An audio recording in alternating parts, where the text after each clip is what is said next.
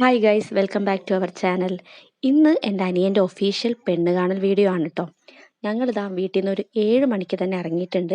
കാരണം പെൺകുട്ടിയുടെ വീട് കുറച്ച് ദൂരെയാണ്. കുറച്ചെന്ന് പറഞ്ഞാൽ വയനാട് പുൽപ്പള്ളിയിലാണ് സ്ഥലം. അങ്ങനെ തന്നെ ഞങ്ങൾ അനുവിനോടും ഷൈനയോടും കുഞ്ഞാറ്റയോടൊക്കെ യാത്ര പറഞ്ഞ് ഇവിടെ നിന്ന് ഇറങ്ങിയിട്ടുണ്ട് കേട്ടോ. അങ്ങനെ പോയി ഇതേ നമ്മൾ വയനാട്ടിലെത്തിയിട്ടുണ്ട്. നമ്മുടെ വീട്ടിൽ നിന്ന് ഏകദേശം ഒരു 4 മണിക്കൂറോളം യാത്രയുണ്ട് കേട്ടോ പുൽപ്പള്ളിയിലേക്ക്. അങ്ങനെ ഇതാ ഞങ്ങൾ പെൺകുട്ടിയുടെ വീട്ടിലെത്തി. അവിടെ വണ്ടിയൊക്കെ പാർക്ക് ചെയ്തു. പിന്നെ നമ്മളൊരു ബൊക്കെയൊക്കെ സെറ്റാക്കിയിട്ടുണ്ടായിരുന്നു കേട്ടോ. ഇപ്പോൾ റിദൂസിൻ്റെ കയ്യിലായിരുന്നു ഉണ്ടായിരുന്നത്. അവളത് അവന് കൊടുത്തിട്ടുണ്ട് കേട്ടോ. അങ്ങനെ ഞങ്ങളിതാ വീട്ടിലേക്ക് കയറുകയാണ്. പിന്നെ നമ്മൾ ചെറിയൊരു മിഠായിയുടെ ഹാമ്പറും കൂടെ സെറ്റ് ചെയ്തിട്ടുണ്ടായിരുന്നു കേട്ടോ. അതൊക്കെ കൊണ്ട് നമ്മളിതാ ഉള്ളിലേക്ക് കയറി. ഈ ഏരിയ മൊത്തം നല്ല ഭംഗിയാണ് കേട്ടോ. ഫുൾ പൂക്കളും കാര്യങ്ങളൊക്കെ ആയിട്ട്.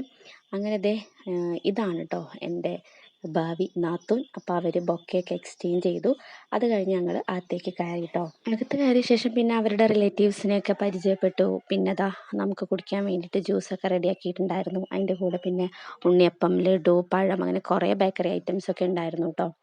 അതൊക്കെ ഇരുന്ന് കഴിച്ചു. പിന്നെ ഓരോ കാര്യങ്ങളൊക്കെ ഇങ്ങനെ സംസാരിച്ചിരുന്നു. അഞ്ജലി എന്നാണ് കേട്ടോ പെൺകുട്ടിയുടെ പേര്. അപ്പോൾ അവളും ഞങ്ങളുടെ കൂടെ ഇരുന്നു, വെള്ളമൊക്കെ കുടിച്ചു. അടുത്തിരിക്കുന്നതാണ് കേട്ടോ എൻ്റെ അമ്മ.